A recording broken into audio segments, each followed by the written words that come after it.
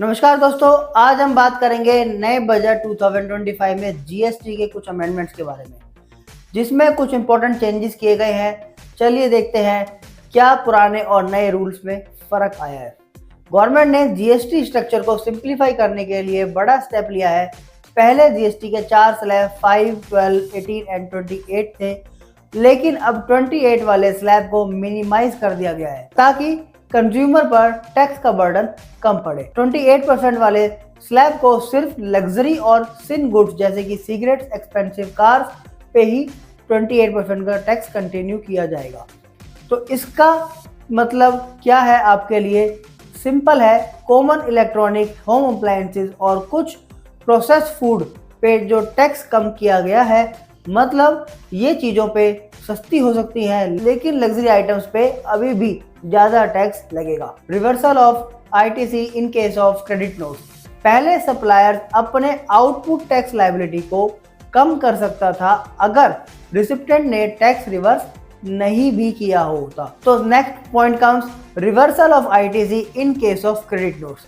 पहले सप्लायर अपने output tax liability को कम कर सकता था अगर रिसिप्टेंट ने टैक्स रिवर्स नहीं भी किया होता, लेकिन अमेंडमेंट के बाद जब तक रिसिप्टेंट ने इनपुट टैक्स क्रेडिट रिवर्स नहीं किया होगा, तब तक सेलर अपनी आउटपुट टैक्स लायबिलिटी को कम नहीं कर सकता।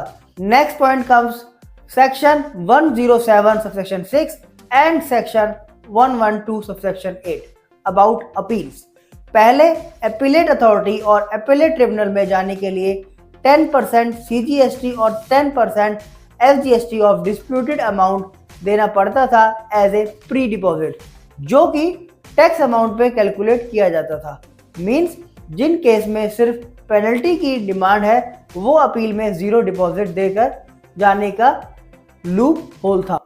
लेकिन अब 10% CGST and 10% SGST as a pre deposit देना होगा in case of penalty also, जो पहले कवर्ड नहीं थे। यानी जिन केसेस में टैक्स, इंटरेस्ट एंड पेनल्टी की डिमांड है, उनमें 10% का डिपॉजिट होगा, और जिनमें डिमांड सिर्फ पेनल्टी की है, उसमें 10% पेनल्टी अमाउंट का डिपॉजिट होगा। नाउ नेक्स्ट कम्स, गवर्नमेंट ने सीबीआईसी को अथॉरिटी दी है कि वो ट्रैकिंग और ट्रेसिंग मैकेनिज्म इंप्लीमेंट करे गुड्स के लिए, जिसमें यूनिक आइडेंटिफिकेशन मार्किंग और कंप्लाइंस मेजर इंक्लूड हैं।